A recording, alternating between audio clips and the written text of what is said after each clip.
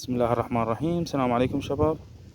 اليوم مشكلة عندنا لما تكون عندك رجة بالسيارة بسرعة ما بين قول من 40 لل60 لل80، وبعض الأحيان لا تستمر وياك، يعني على المعدل السرعة العالية ممكن تبقى عندك، مرات لا تروح فجأة، مرات يطلع عندك طقة، فتروح أنت تسوي بالانس، تشوف تايراتك تشيك، تاير كاسر سين، ما تلقى مشكلة. بابا اوقف، ما تلقى المشكلة. مشكلتك وين؟ مشكلتك بالدرايم شفت اللي نسميه احنا بالعامية بالفنجان اللي بجهة الجير. هذا تجاري طبعا، راح تلقى هذا الصليب متفلش. شوف هذا الصليب اذا واضح عندكم ويا الشمس، شوف هذا من زين، ها شوف شلون متفلش، وهذا البربر مالته باقي جوا، هذا لقيته كله متفلش الصليب اللي هو يقعد بهذا الدرايم شفت الطويل. تمام، انا جايب هذا واحد تفسيخ كامل، بس هذا القصير هو نفسه يصير اللي هو هذا الفنجان مالته، وهذا الدهن مالته الاصل الذب ابد اللي هو مو دهن الجريز، يصير كانما ماي. هذا شوفوا اذا واضح منه، شوف شلون سايل ماي، هذا لا ذبه ابد. بابا روح جاي صور.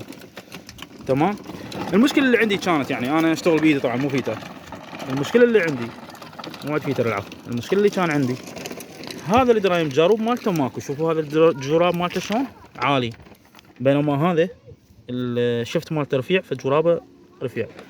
دورت ببقته بمنطقتي ما حصلت، يمكن منطقتك تحصل. جبت هذا العادي مالته خليته هنا، هذا غلط. ورا فتره طلع عندي الجريز ويبس، راح شوفوا لا شوفوا واضح، راح من الجريز ويبس وتعب. ان شاء الله هذا الثاني نفس المشكله طبعا، هذا الجراب مالته صغير راح اخليه هنا، هي نفس المشكله طبعا راح تبقى، بس راح احاول اخلي جريز هنا سيليكون اصلي، طريقه ابتداع من يم، يعني سيليكون اصلي على مود بلكي يثبت، يكون شويه ممتاز وزين. اوكي شباب، اكو مشكله بدنا ننوه عليها. بعض المصلحين يلغي هذا القفل اللي هو هنا يصير، طبعا هذا ما ياثر، بس الفكره بيه شنو هو، من تريد اذا انت تشتغل بالبيت، طبعا اذا ما تشتغل بالبيت عادي راح حسب راس الفيتر، من يريد يسحب الدرايم شيفت هذا ما راح يجي وياه، هذا طبعا هو شي هنا قاعد، من تسحبه هذا الشيفت ما راح يجي وياك، هذا راح يطلع الجارب يفلت، تضطر هذا تبتش بدر نفيس منه ويطلعه يتعبك شوي.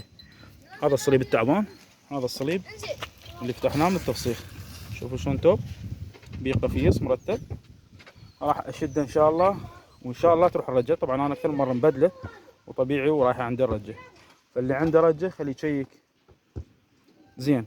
يجي واحد يسال سؤال، يابا انا رحت للفيتر وقال له بالانس تعبت، وشلون اعرف انه الشفت تعبان؟ انا اقول لك شلون تعرف، اذا شفت الفيتر قال لك روح تشيك هاي اللي هو البالانس، روح شوف لي تايراتك وما ادري شنو، قل له اخوي مره خستك بس ارفع للسياره جك هالصوره هاي، يعني قبل لا يفتح ويسوي لك الهوس هاي، ارفع للسياره جك، اصعد انت بالسياره انطيها دي، او اي واحد قريب عليك انطيها دي، طبعا هاي السياره سوناتا 16 او اي سياره كوري او اي سياره دفع امامي، انطيها دي، اذا ترفع تاير واحد وتفرج ما عليه التاير الثاني. تمام، راح يصير عندك البدن هذا كله يرتج، هذا هيك يرتج، بس شنو ترفعه؟ مو ترفعه عالي بحيث انه الجير يتنق ويا الدرايم شفت ويقعد عدل، لا خليه يعني بس التاير مرتفع. شلون هسه هذا هيك مرتفع بسيط، بحيث التاير هذا يفتر، بس يفتر التاير، التاير خلف طبعا بس يفتر التاير الامامي، وخلي واحد يدوس لك عليه شويه بنزين بسيط، صعدها 40 60، راح شو تلاحظ؟ رجه بالبدن كله. اذا صارت عندك هالرجه اعرف انه هذا الدرايم تعبان. هذا كفحص بالبيت. مع السلامه، ممنون، واي شيء تردون انا حاضر. اشتغل بيدك ما حد يفيدك.